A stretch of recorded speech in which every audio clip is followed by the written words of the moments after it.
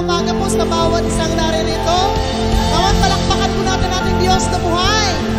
Yes, our God is good, amen? And He's worthy of our praises. Hallelujah. Oh, we give you praise, Lord. We give you praise. We give you praise, oh God. Taas po natin ating kamay sa umagang ito at ating pupurihin at sambahin ang ating Panginoon. We give you praise, Lord God. Hallelujah.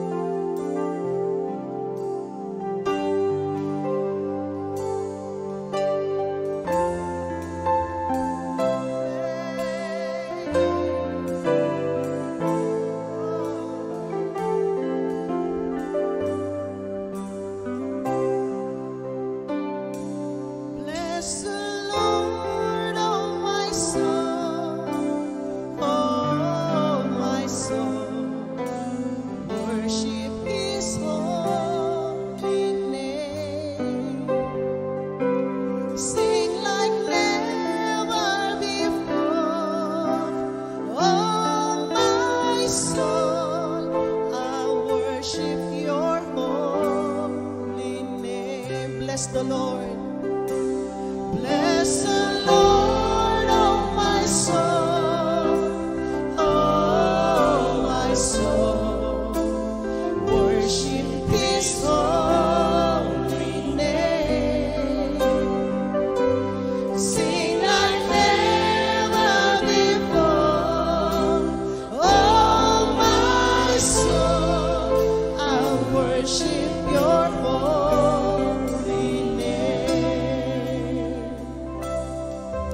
The sun comes up, it's a new day dawning. It's time to sing your song again. Whatever may pass and whatever lies before me, let me be singing till the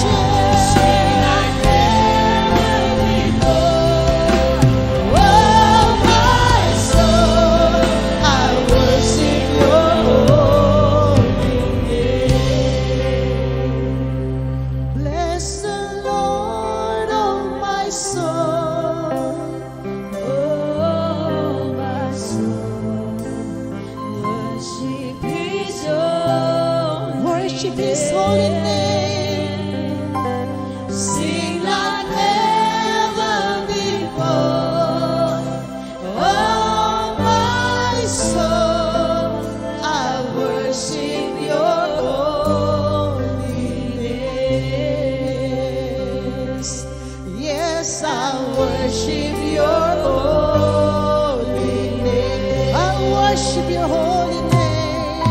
I worship your holy. Yes, we will worship your name, Lord.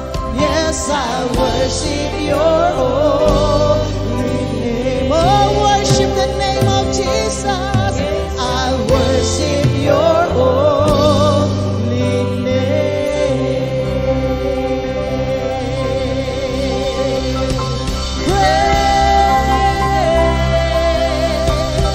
Praise the name of the Lord. Our God is good.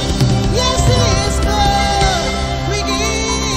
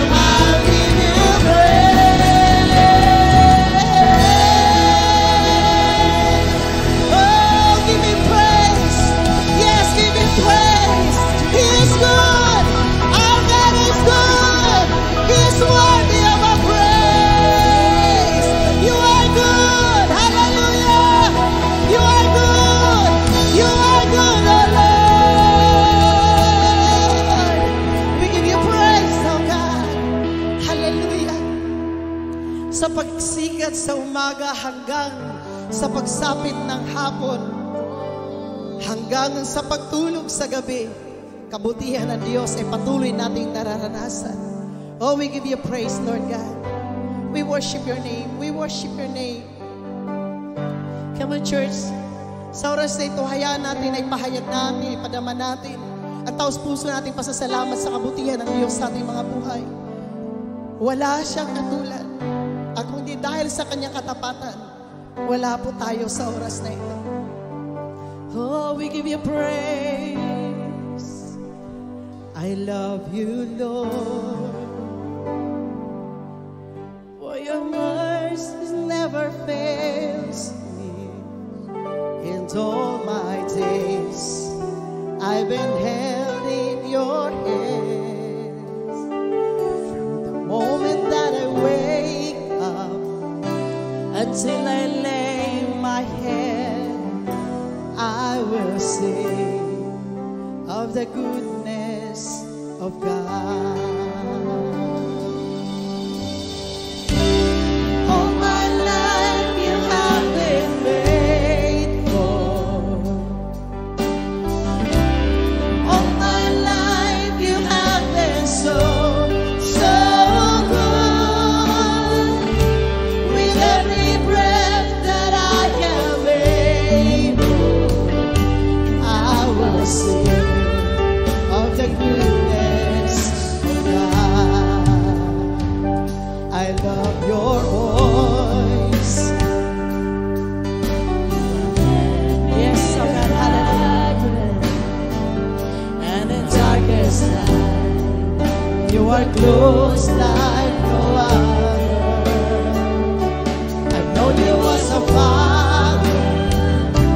I've known you as a friend. And I have lived in the goodness of God. All my life you have been faithful. All my life you have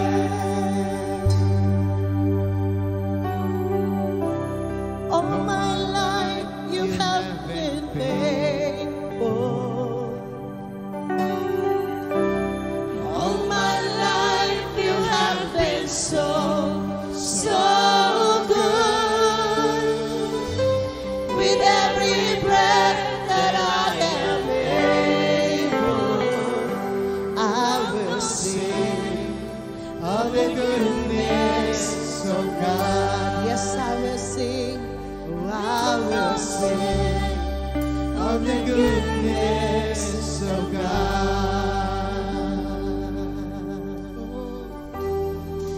We'll sing your goodness, Lord. Oh, purihin ka, Diyos. We will sing of your goodness. Yes, you are good. You are good in our lives, oh God. Oh, we give you praise, oh God. Yes, you are good. You are good, Lord. Yes, you are good. We sing of your goodness, Lord. Oh, 'cause you are good. Oh, 'cause you are good. Good. Oh, 'cause you are good. Good. Oh, 'cause you are good. Good. Yes, oh God. Oh, we will sing of your goodness. You are good, Lord. Yes, you are good, Lord. Oh, you are good. Good. Oh, yes, you are. Yes, you are good. Good. Oh, yes, you are good. Good.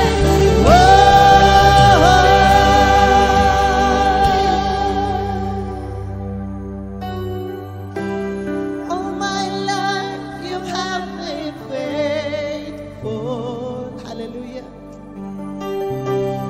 All my life you have been so good. With every breath that I am able, I will sing of the goodness of God. All my life you have been faithful. All my life you have been so good. With every breath that I am able, oh, I will sing of the goodness of God. Oh, I will sing of the goodness of God. Oh, I will sing of the goodness of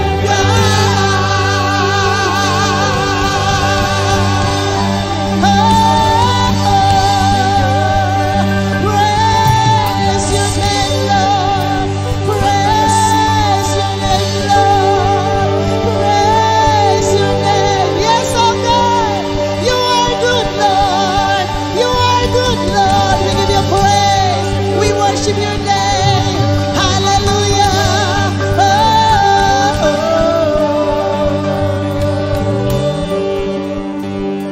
We worship your name, Lord. Hallelujah.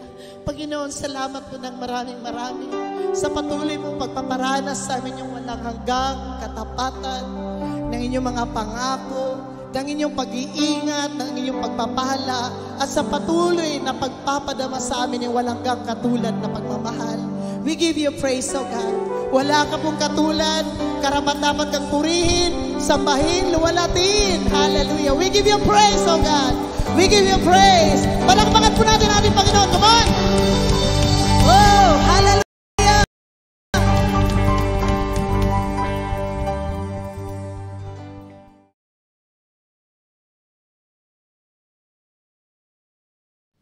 Hello, conquerors. Hallelujah. God is good. Amen. Sa ating inawit, napagandang awitin. All my life, sabi doon, you have been so faithful. Can you say amen? Can you say amen for that? All my life, You have been so, so good. Yun po yung ating Diyos, napakabuting Diyos, at patuloy siyang tapat sa bawat isa sa atin. Can you say amen? Kaya po tayo andito ngayon because of God. Ang Diyos po natin ay tapat na Diyos. Ang Diyos po natin ay hindi nangiiwan, hindi po nagpapabaya. Can you say amen? Napakabuti ang Diyos. Kaya po tayo andito ngayon. Siya po yung nagdala sa atin dito. Siya yung nagbigay ng lakas. Siya po yung nagbigay ng buhay sa bawat isa sa atin. God is so faithful to each one of us. Palakpakan po natin ang Diyos. Hallelujah! Sabi po sa awit 100 verse 5, ito po yung ating Diyos. Napakabuti ni Yahweh. Pag-ibig niya'y walang hanggan. Pag-ibig niya ay tunay, laging tapat, kailanman. Hallelujah. Ang ating Diyos ay patuloy na nagmamahal sa bawat isa po sa atin. Yun po yung ating Diyos. Ang ating Diyos, ang kanyang pag-ibig ay walang hanggan. Ang kanyang pag-ibig ay wagas, tunay, laging tapat, kailanman. Hallelujah. Pero ang tanong, ngayong umagang ito, are we faithful to God? Are we faithful to God? At yun po yung malaking tanong. Ang ating Diyos ay palaging tapat. Pero sa atin ang tanong ngayon, tayo ba'y tapat? Tayo lang po ang nakakasagot nun. Hindi ko alam. Pero tayo alam po natin kung tayo po'y tapat sa Kanya. Kaya po sa umagang ito, I would like to share this title, this topic. A faithful servant of God. Ito po yung ating pag-uusapan. Kapag kasinabing tapat o faithful, ito po ay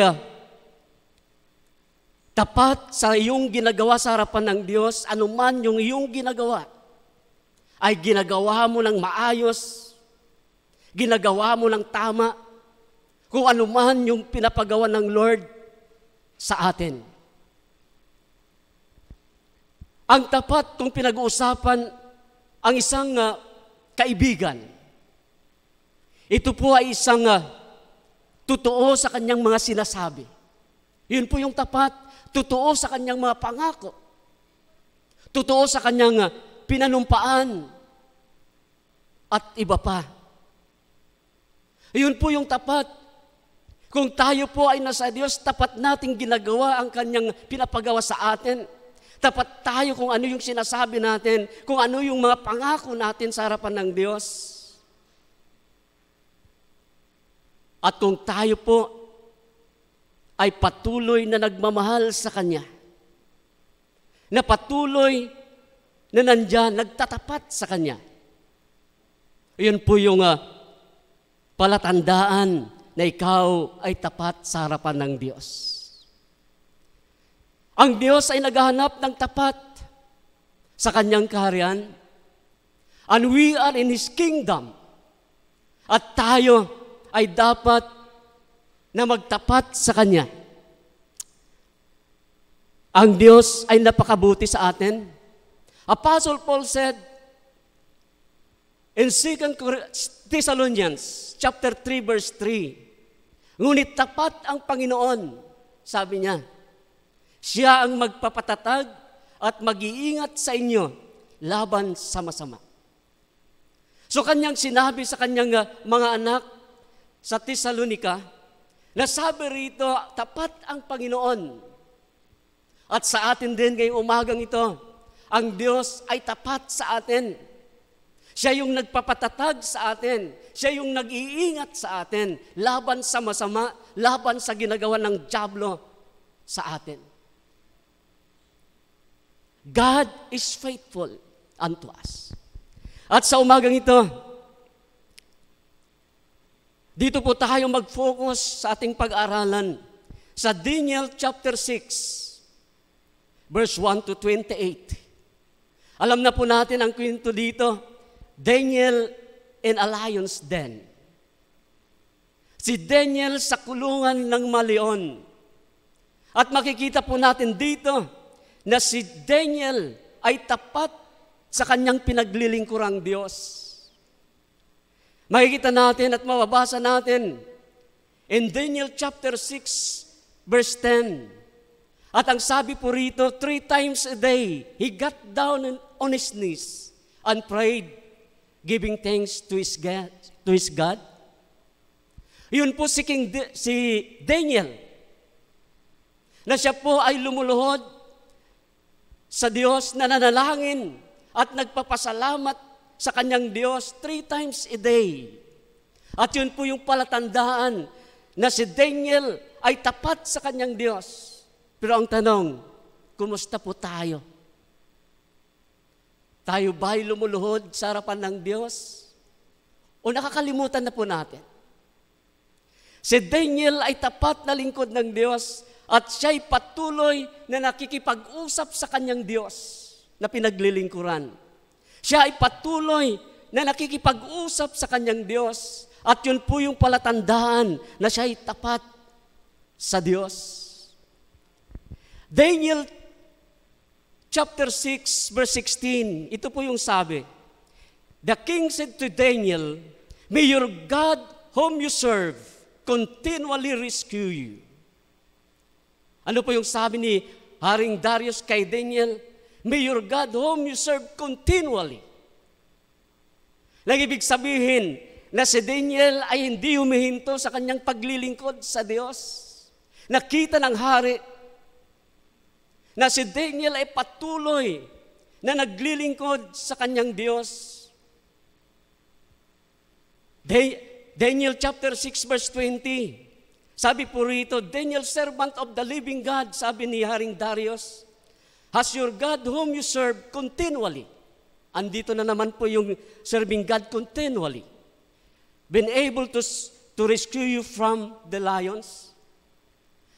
So mababasa po natin dito na si Daniel, bagamat mayroong mga pangyayaring hindi maganda sa buhay niya, ay patuloy na nagtatapat sa kanyang paglilingkod sa Diyos. Yun po yung hinahanap ng Lord sa atin. Hallelujah. Kaya po, a faithful servant of God, number 1 point dito na makikita po natin, always finds favor from God. Na kung ikaw lamang ay nagtatapat sa paglilingkod sa Diyos, ikaw ay makakahanap ng favor na galing sa Diyos. Si Daniel, mababasa natin dito sa chapter 6 verse 1 to 3. Sabi po rito, it pleases Darius to appoint 120 satraps, 120, to rule throughout the kingdom with 3 administrators over them, one of whom was Daniel. So sa 120 na inilagay ni Haring Darius na gobernador sa kanyang kaharian, isa si Daniel na nandoon sa 120 na gobernador. Sabi po rito, the satraps were made accountable to them so that the king might not suffer loss. Yun po yung dahilan. Now Daniel should distinguish himself among the administrators and the satraps by his exceptional qualities that the king planned to set him over the whole kingdom. So makikita natin dito na si Daniel ang inilagay na tagapamahala sa lahat. Naglagay ang hari ng 3 tagapamahala sa buong kaharian. Sa 120 governors, mayroong 3 doon na tagapamahala. At ang sabi rito, pinaplano ni Haring Darius na si Daniel ay ilalagay sa taas, number 1.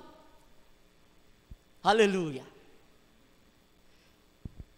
Makikita natin dito, nakakaiba si Daniel. Nasabi rito, now Daniel should distinguish himself among the administrators. Kakaiba si Daniel. Si Daniel ay matalino. At ang Haring Darius na yon ay kanyang pinaplano na ilagay sa number 1. Siya yung pinaka mataas sa 120 na yon. At ang plano ng hari na ito ay ilagay na prime minister. Siya yung pangalawa sa hari. Hallelujah. Yun po yung pabor na galing sa Diyos.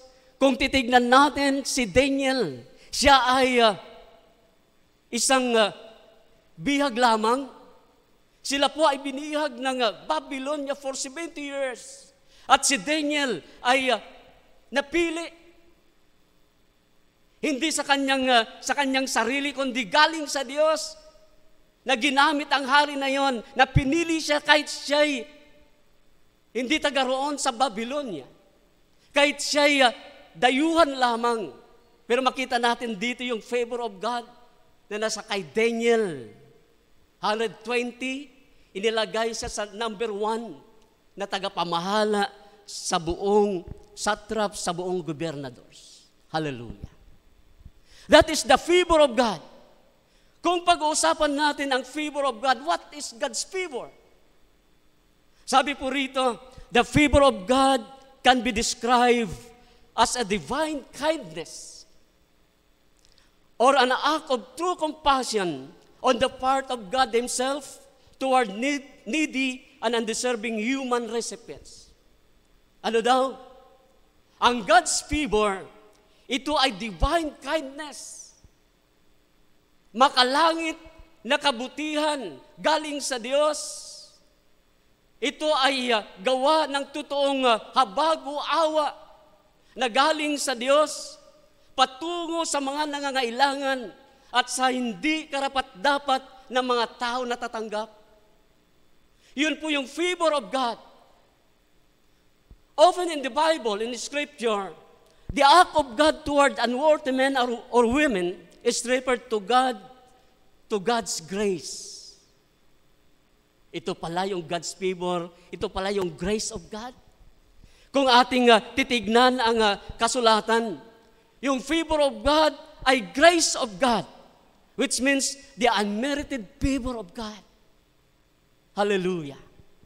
Yun po yung natanggap ni Daniel, na dapat matanggap natin, na habang tayo'y nagtatapat sa Lord, na habang tayo'y naglilingkod sa Lord, andun yung grace of God, the favor of God.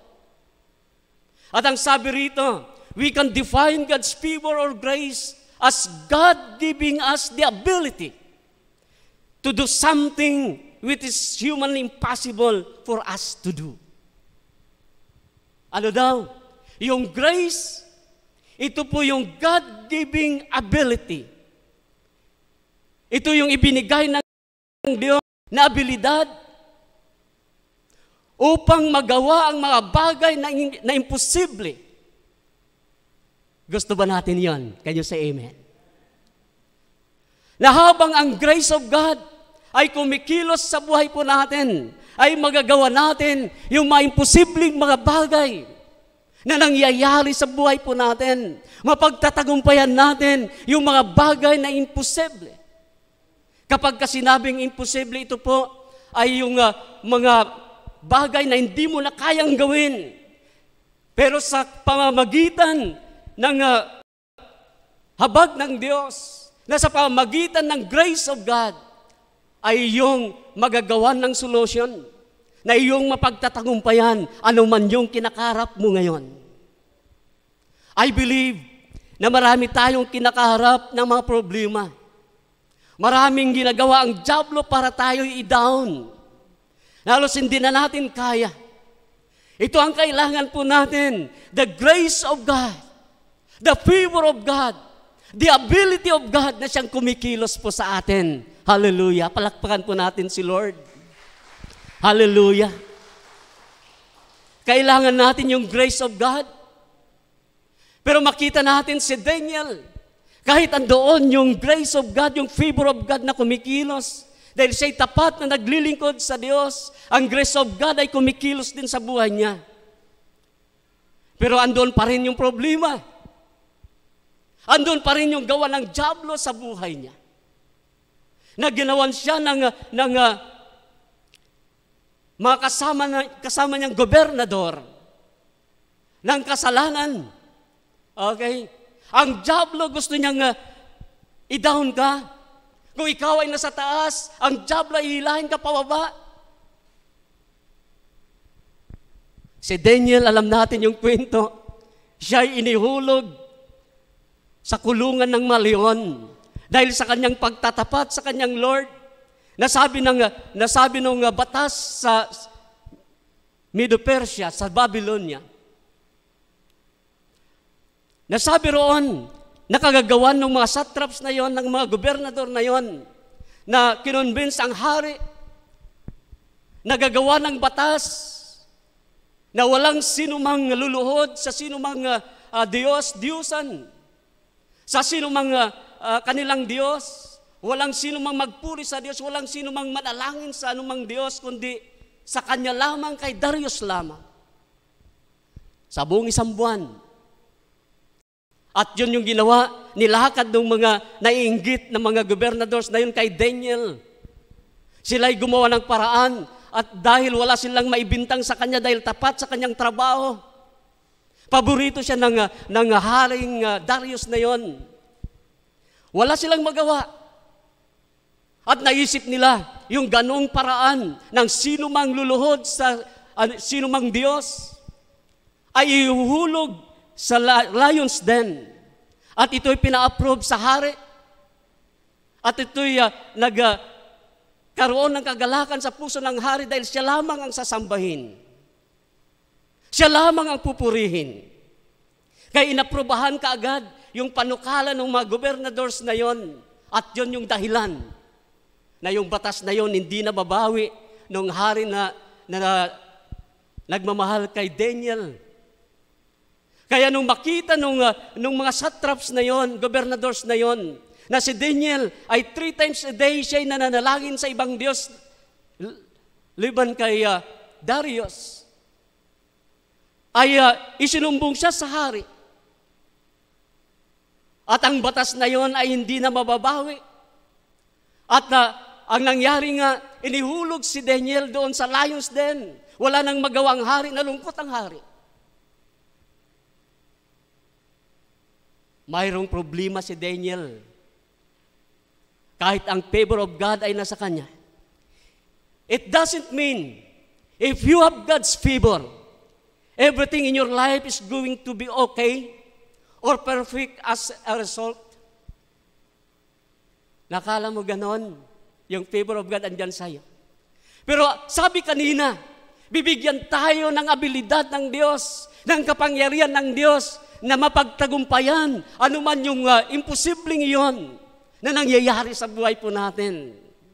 At yun po yung maganda. Na kahit andyan tayo sa problema, kahit andyan tayo sa pagsubok, sa mahirap na sitwasyon ng buhay, praise God, mayroong grace of God na kumikilos sa buhay po natin. Hallelujah. Palakpakan natin si Lord. Your situation may look impossible. Hindi ko alam po yun. Kung ang sitwasyon mo ay parang imposible na sa'yo na mapagtagumpayan mo. But don't ever rule out the favor of God. Can you say amen? Huwag mong itapon. Huwag mong baliwalain ang favor of God, the grace of God. Mayroong magagawa ang Diyos. Can you say amen? Mayroong magagawa ang Diyos sa iyong problema. Mayroong magagawa ang Diyos sa mga imposibleng mga bagay sa buhay mo. Because the ability of God is working in us who is faithful unto Him. Hallelujah. Kumikilos ang kapangyarihan ng Diyos, kumikilos ang grace of God, the favor of God, kung tayo lamang ay nagtatapat na naglilingkod sa Diyos. Hallelujah. Palakpakan natin si Lord. Because of the favor of God, our life, we're still here. Amen. Buhay pa tayo ngayon. Hallelujah. We're still alive. We're still blessed. on our way to our destiny. Hallelujah. Sa buong 8 buwan mahigit na tayo po ay nasa pandemic, naka-quarantine, naka-lockdown. Ang Diyos po ay tapat na hindi po tayo iniwanan. Hindi tayo pinagkulang ng Diyos. I believe na ang Diyos ay sumasalubong sa lahat nating pangangailangan. Kaya po, habang inaawit natin yung awit na yon ng pagsamba, all my life, you have been faithful, ako'y naiyak. All my life, you have been so good. Napakabuti ang Diyos na Siya yung nagbibigay ng buhay sa atin. Napakabuti ang Diyos na Siya yung nagpapala sa atin. Maraming tao sa mundo, pero praise God, tayo ay pinili ng Diyos. Purihin ang Diyos na tayo ay mga anak ng Diyos. Hindi niya iniiwanan, hindi niya pinapawayaan. Ito'y patuloy niyang pinagpapala. Hallelujah. Kaya kapatid, huwag mong baliwalain ang iyong pagtitiwala sa Lord. Patuloy kang magtiwala sa Lord. Dahil kung ikaw ay patuloy na nagtitiwala sa Lord, yan yung kapahayagan na ikaw ay nagtatapat sa Kanya. Yun yung kapahayagan na ikaw ay tapat na naglilingkod sa Kanya. Habang ikaw ay kumakapit sa pananampalataya, ibig sabihin sumusunod sa Kanya. Kapahayagan na ikaw ay nagtatapat, ikaw ay patuloy na magtatagumpay sa iyong buhay. Hallelujah. A faithful servant of God, number 1, finds favor in God. Number 2, a faithful servant of God always got down on his knees and pray. Ito po yung kapahayagan ng pagtatapat sa Diyos, na kung ikaw ay patuloy na nakikipag-usap sa Kanya, sa pamagitan ng panalangin, ito po ay kapahayagan na ikaw ay nagtatapat sa Kanya. Si Daniel chapter 6 verse 10, now when Daniel learned that the decree had been published, he went home to his upstairs room where the windows opened toward Jerusalem.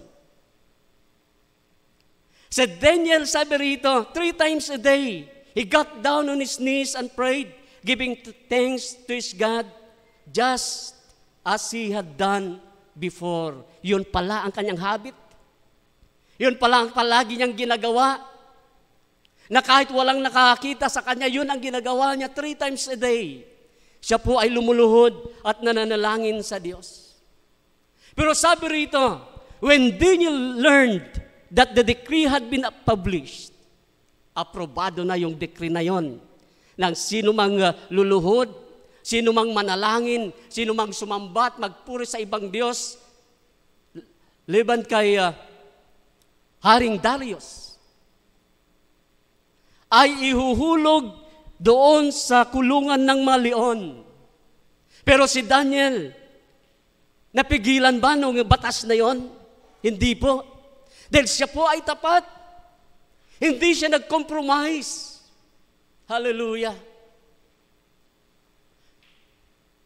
Si Daniel ay tapat sa kanyang Diyos na kahit alam niya na mayroong decree na ganon, mayroong batas na ganon, ay hindi siya huminto sa kanyang pananalangin sa Diyos. Kapahayagan na siya po ay tapat sa kanyang Diyos. Hindi siya sumusunod doon, yung luluhod sa hari, yung sasamba sa hari. Dahil alam niya na yun yung number 1 na law na ibinigay ng Diyos sa kanyang bayan, na huwag sasamba sa kahit kanino man, doon sa langit, dito sa lupa, sa ilalim ng lupa. Kahit anong larawan, sabi ron, huwag sasambahin except kay Lord, kay Yahweh. Kaya si Daniel ay tapat sa kanyang paglilingkod. Kaya po, nung malaman niyang ganon, patuloy siyang nanalangin. I believe na ang kanyang prayer ay panalangin na sila'y palayain ng Diyos. I believe na ang kanyang panalangin ay iligtas siya doon sa lion's den na yon. Kapatid, mayroon ka mang problema, huwag kang mag-compromise. Huwag mag-compromise. Okay, ito yung solusyon. Mandaya ako para masolve yung aking problema sa financial. Si Daniel hindi ganon. Susunod na lang ako, hindi niya ginawang ganon. Susunod na lang ako sa utos na yon, sa batas na yon. Hindi lamang ako maihulog doon sa lions den. Pero si Daniel ay tapat sa kanyang Diyos. Siya'y patuloy na dumadalangin sa Diyos. Hallelujah. Alam ni Daniel na yung prayer, may kapangyarihan ang prayer. Sabi po rito, prayer is the mightiest weapon that God has placed in our hands. Hallelujah. Yung pananalangin pala, ay ito yung pinakamakapangyarihan na sandata po natin na inilagay ng Lord sa ating mga kamay.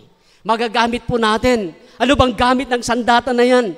Para magamit natin sa ating kalaban, ang dyablo. Si Daniel ay nilagyan ng kasalanan ng kanyang mga kaibigan. Gumawa sila ng batas, pina-approve kay Haring Darius.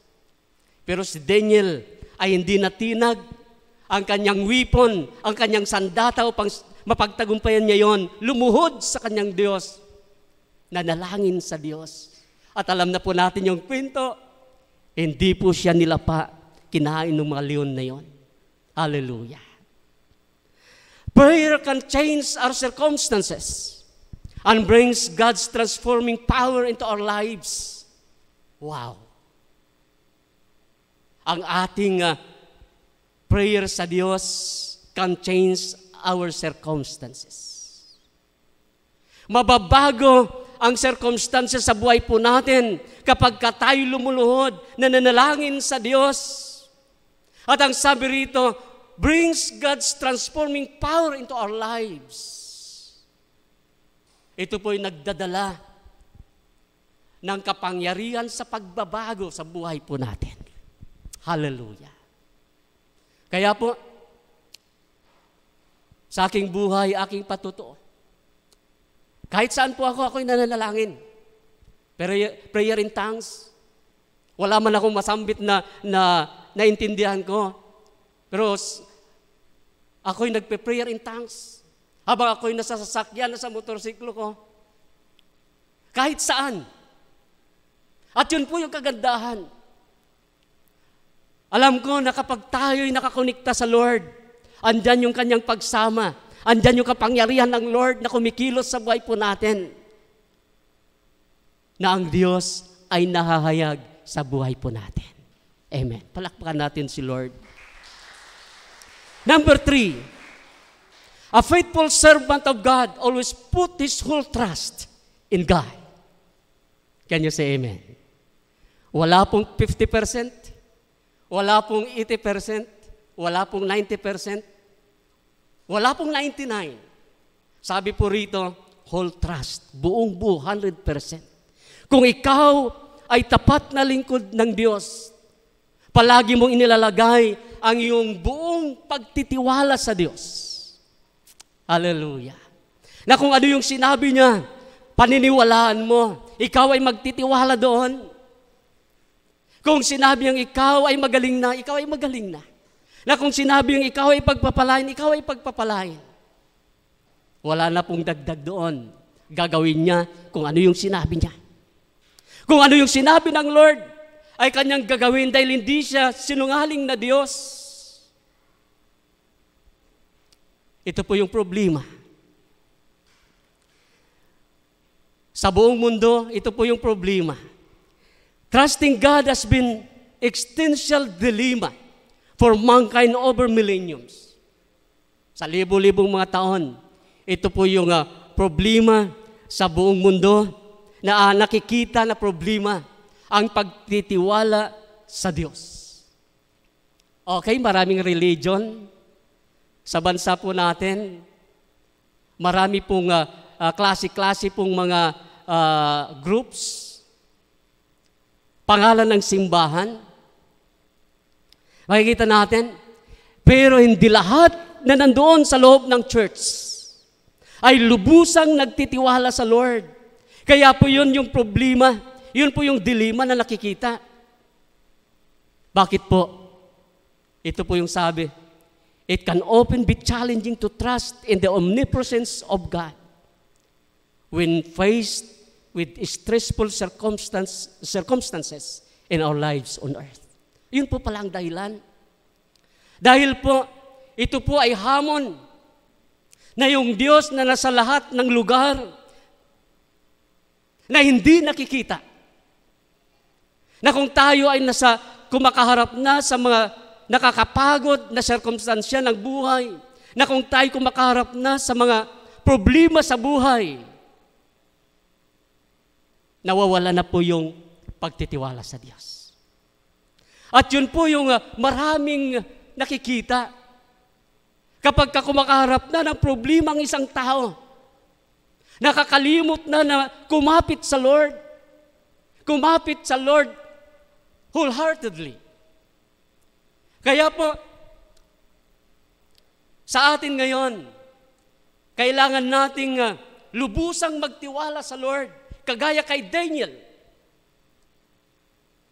Sa verse 16, chapter 6, sabi po rito, so the king gave the order, and they brought Daniel and threw him into the lion's den. The king said to Daniel, may your God whom you serve continually rescue you. Sabi nung hari, bago pa siya ihulog doon sa kulungan ng mga leon na yon, sabi niya, inorderan na niya yung kanyang mga kasamahan o sundalo. The king gave the order. And they brought Daniel and threw him into the lion's den. Nag-isip ako dito. Bakit si Daniel hindi man lang nagreklamo? Wala akong kasalanan. Hindi niya dinipensahan ang kanyang sarili. Pero si Daniel, relax. Nung inorderan na ng hari na siya ihulog sa lion's den na yon, siya ay kalmado. Dahil alam niya kung sino ang kanyang Diyos. Nasabi ng Diyos, ang iyong laban ay aking laban. Sabi niya, just relax, ako ang makikipaglaban para sa iyo. Alam niya yon, yung sinabi ng Lord na yon. At sa atin din, mga magulang at mga kapatid, ngayong umagang ito, ano man yung laban mo sa buhay, just relax, trust God. Can you say amen? Just relax. Amen. Ano man yung kinakaharap mo ngayon, kalmado lang. Kung kilala mo ang iyong Diyos, kung alam mo yung mga pangako ng Lord, just relax. Na si Daniel ay lubusang nagtiwala sa kanyang Diyos. Alam natin na si Daniel nakikipag-usap sa Diyos. Alam ni Daniel na siya ililigtas. Hallelujah. That is faith. Yan po yung talagang pagtitiwala sa Diyos. Alam mo na kahit anong gaano pa man kalaki yung problema na yan, alam mo na malalampasan mo yon. Kahit ano pa man yung kinakaharap mong problema, nasabi ng doktor, wala na, 1 buwan ka na lang. Mamamatay ka na. Just relax. Mayroong grace of God. Mayroong Diyos na makapangyarihan. Ang kailangan lang po natin ay magtiwala sa Diyos. Can you say amen? Palakpakan natin si Lord. Hallelujah. Si Daniel ay lubusang nagtiwala sa kanyang Diyos. At nung siya ihulog doon sa lion's den, okay, relax na relax. Hallelujah. Trust in God, mga kapatid. Trust in God gives peace in the midst of terrifying situation. Yung ating pagtitiwala sa Diyos, sabi rito, ito'y nagbibigay ng kapayapaan sa gitna ng nakakatakot na sitwasyon ng buhay. Alam niyo po, kapag ikaw ay natatakot, ikaw ay manghihina. Kapag ikaw ay natatakot, marami ng mga dumarating na kaisipan, na mga negatibong mga kaisipan dumarating sa kaisipan mo. Na kapag ikaw ay mayroong nararamdaman sa katawan, marami nang dumarating na mga negatibong mga bagay. Yun po yung katotohanan. Na kapag ang tao ay natatakot, ay advance ang kanyang isip. Kagaya ng mga 10 spies, naalala nyo? Yung 10 spies na yun na walang pagtitiwala sa Diyos. Na grabe yung kanilang kaisipan, advance. Nasabi nila, lamunin tayo noon. Nilamon ba si Joshua? Hindi. Dahil siya'y lubusang nagtiwala sa Diyos. Sila ba ay nilamon ng mga higanting nandoon? Noong Joshua generation na yon? Hindi po. Sila ay nagtagumpay. Sila po ay sinamahan ng Diyos dahil sila ay nagtitiwala sa Kanya.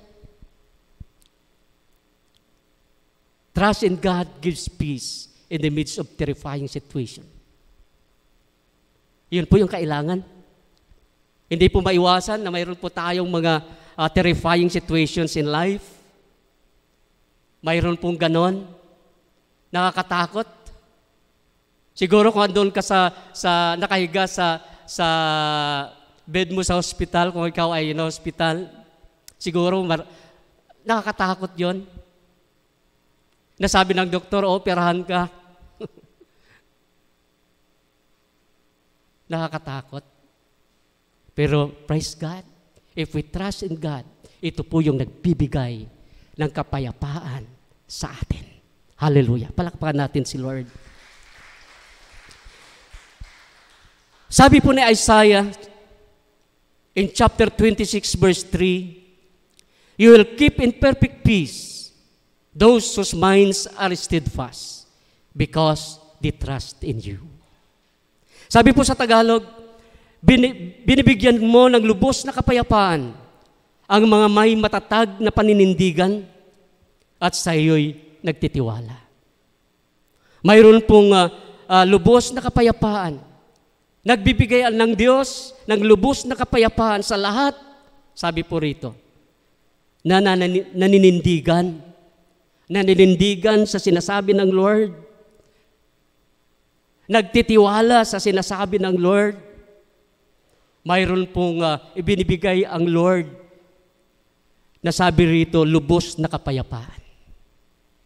At yun po yung kailangan po natin sa ating panahon ngayon. Nakakatakot, di ba?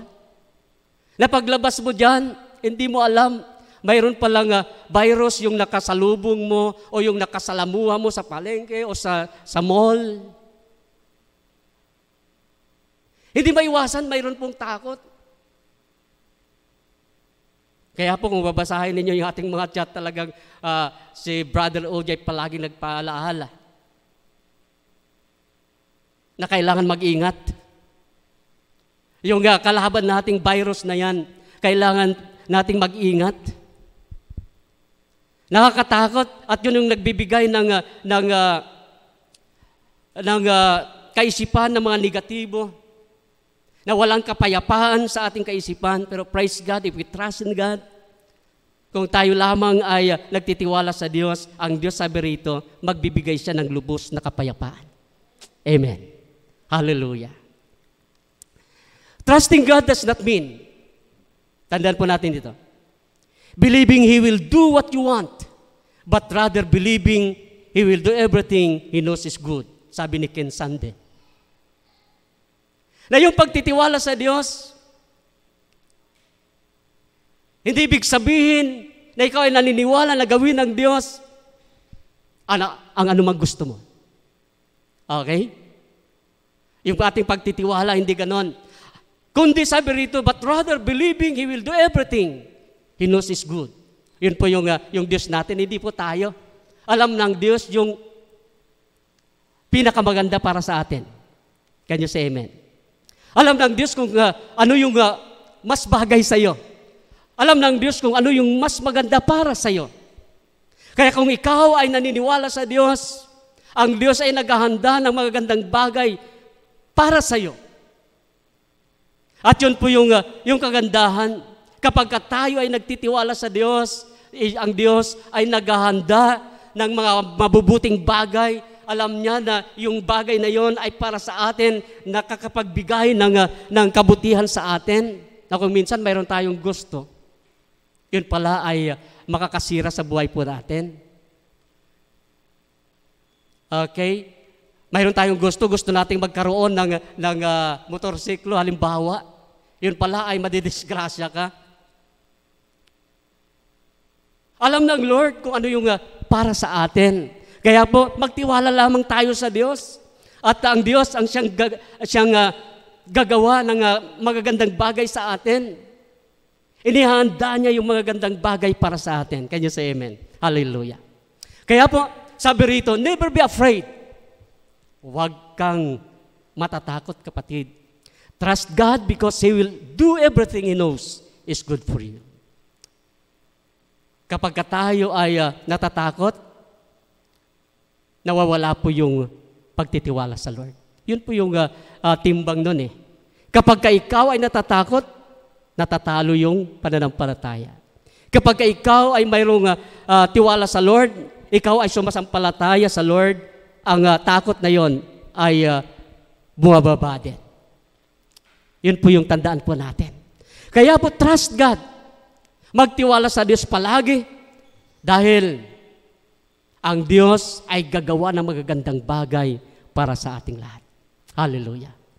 Number 4, a faithful servant of God always experience the salvation of God. Hallelujah. Palagi nating may experience yung pagliligtas ng Lord kapag tayo ay nagtatapat sa ating paglilingkod sa ating Diyos na buhay. Sabi po dito sa Daniel chapter 6 verse 22, My God sent His angel and He shut the mouths of the lions. They have not hurt me because I was found innocent in His sight, nor have I ever done any wrong before you, Your Majesty.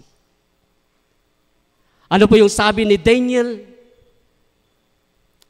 Ang hari kasi ay nalulungkot, hindi kumakain, hindi siya natulog sa gabing yon. Nung si Daniel ay nihulog sa lions din na yon, nang isip ng hari na yon ay patay na si Daniel. Kaya siya ay hindi natulog, hindi kumain nung oras na yon. Nag-aalala kay Daniel. At maaga pa lang, siya'y pumunta doon sa lions din na yon. Nang sabi niya rito, ikaw ba'y iniligtas ng iyong Diyos? Ang sabi ni Daniel, My God sent His angel, and He shut the mouths of the lion. Wow!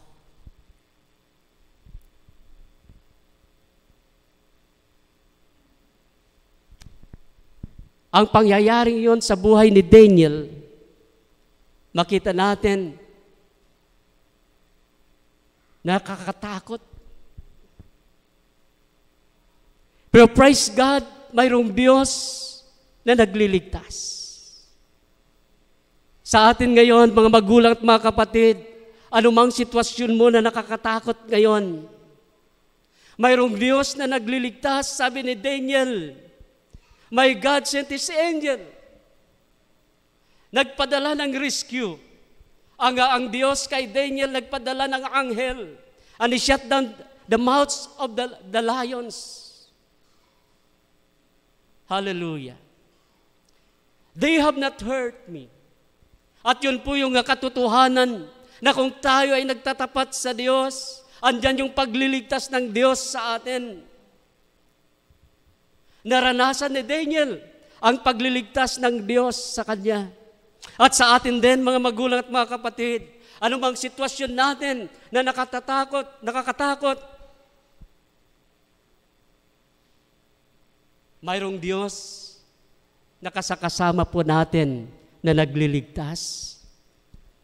Nasabi ng hari, nung nakita niya si Daniel na buhay, na paglabas doon sa lions den na yon, ay wala man lang siyang galos. Ang sabi ng hari in verse 27, siya'y nagliligtas at nagpapalaya at siya'y gumagawa ng matanda at mga kababalaghan sa langit at sa lupa, na siyang nagligtas kay Daniel mula sa kapangyarihan ng mga leon. Kanyang ipinahayag sa madla na ang Diyos ni Daniel ay nagliligtas, ang Diyos ni Daniel ay nagpapalaya, ang Diyos ni Daniel ay gumagawa ng matanda at kababalaghan. At yun po yung ating Diyos. Ang Diyos po natin ay nagliligtas, nagpapalaya anumang sitwasyon po natin. Anumang circumstansya sa buhay po natin, ang Diyos ay nagliligtas. Ang Diyos ay nagpapalaya. Anumang mga imposibleng mga bagay, ang Diyos ay gumagawa ng himala.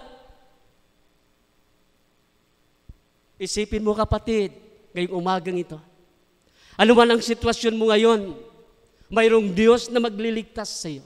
Mayroong Diyos na makapangyarihan, na gumagawa ng kababalaghan, gumagawa ng himala. Huwag kang mawala ng pag-asa. Trust God.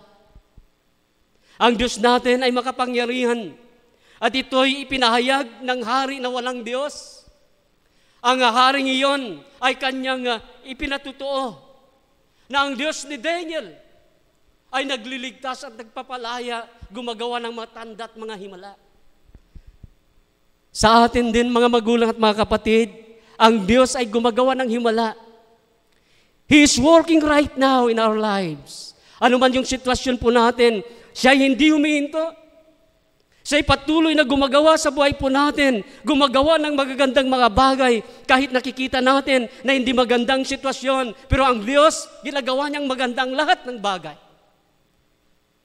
Ano man yun, ano man yung kinakaharap mo ngayon, ang Diyos ay gumagawa ng magagandang bagay sa iyong buhay.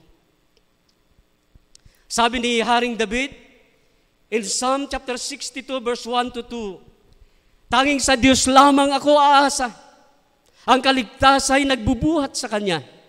Tanging Siya lamang ang tagapagligtas, tagapagtanggol ko at aking kalasag, akin ang tagumpay sa lahat ng oras. Wow! Si Haring David ay kinikilala niya ang Diyos na siya yung kanyang tagapagligtas. Sa kanya lamang umaasa si David.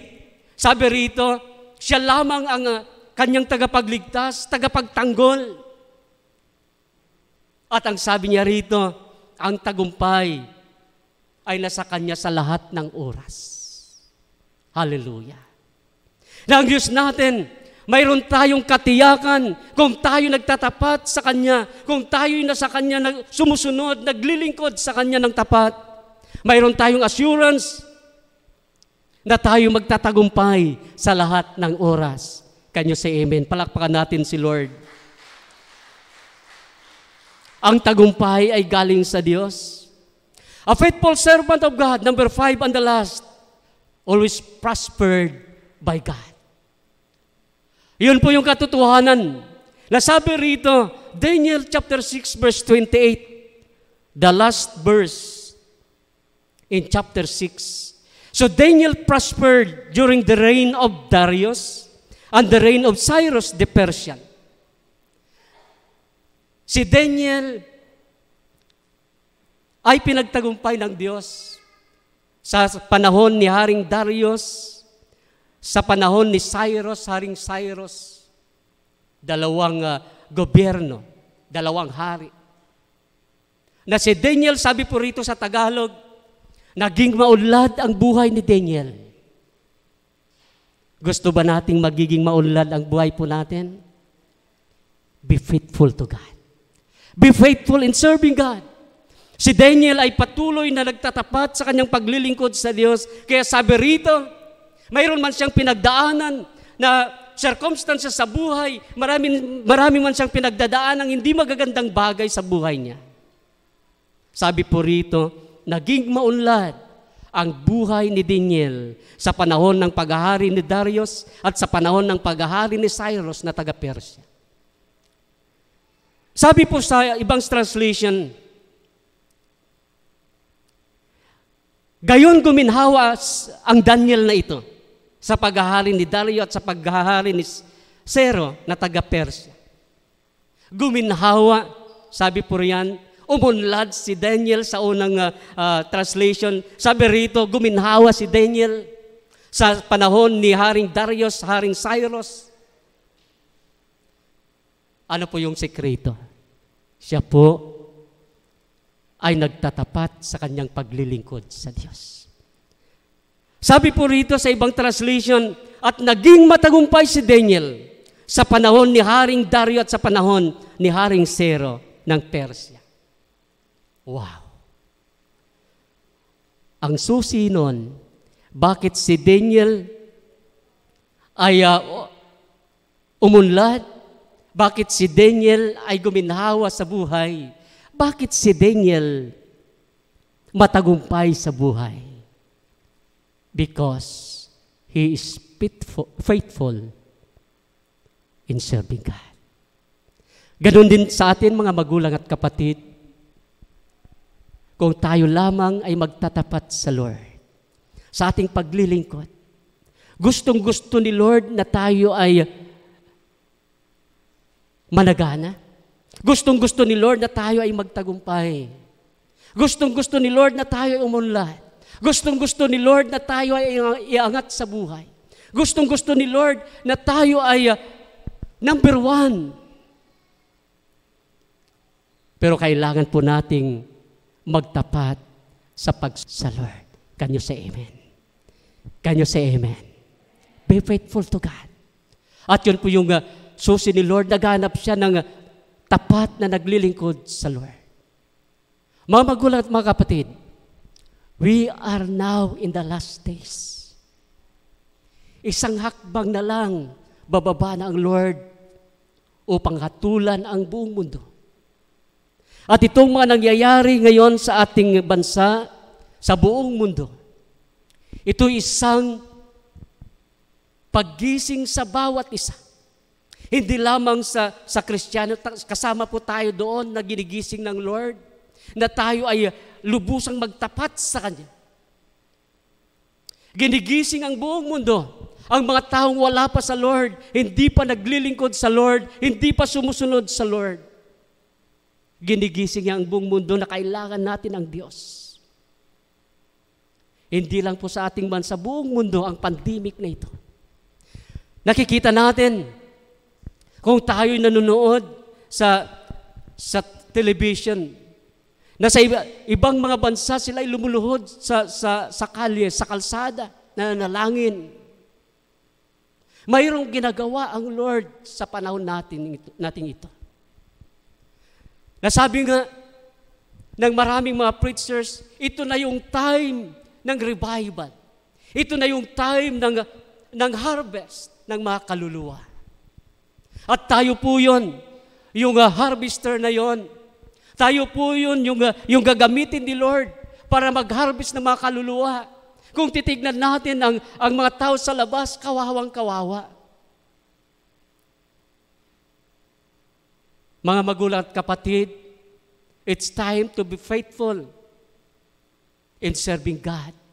Ano man yung pinapagawa ni Lord, ano man yung sinasabi ni Lord, gawin natin ng taos-puso. Yung tapat na paglilingkod sa Lord. Hallelujah. Kahit ano pa mga nangyayari na hindi maganda, gawin natin yung pagtatapat sa Lord. I-priority natin ang Lord. Can you say amen? Kung priority si Lord, hindi yung pamilya, hindi yung trabaho, hindi yung anong pa mga bagay na yan, unahin natin si Lord. At yun po yung tapat, ayun po yung pagtatapat sa Lord, na siya yung number one. At ito na po yung last days. Marami na pong nangyayari na hindi magagandang bagay sa buong mundo. At ito po'y nakalahad sa kasulatan na sa huling mga araw, pasama ng pasama ang mundo. Sa huling mga araw, mawawalan ng pag-ibig ang mga tao. At nakikita natin sa huling mga araw, ang tanda ng malapit ng pagbabalik ng Panginoon, magkakaroon ng kaguluhan sa buong mundo. Magkakaroon ng digmaan, magkakaroon ng gutom, magkakaroon ng mga lindol, mga tsunami.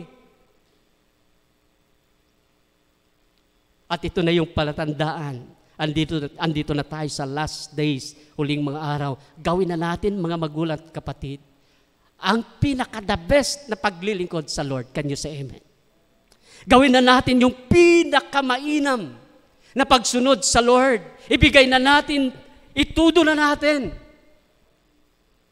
Na pagdating ng ating Panginoon, sasabihin sa iyo, well done. Ito yung reward mo. Ito yung gantimpala mo. Makikita natin na sa time ng pagbibigay ng awards na yon, gantimpala na yon, yun po yung pinakamasayang tagpo ng buhay po natin. Huwag nating sayangin ang panahon. Sabi ko, Lord, ako'y magsisenior na. Okay, next year, ako'y magre-retire sa aking trabaho. 60 na po ako next year. Lord, hindi pa huli ang lahat. Gagawin ko ang pinakadabis kong paglilingkod. Gagawin ko yung sinabi mo.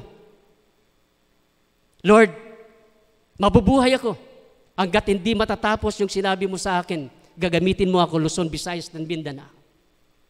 1989, nung sinabi niya yon, and I believe, ginagawa niya, kumikilos ang Lord. Hindi pa huli ang lahat. 1989, matagal na panahon na yon.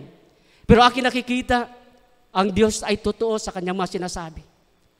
After 10 years, andito na po ako sa Luzon.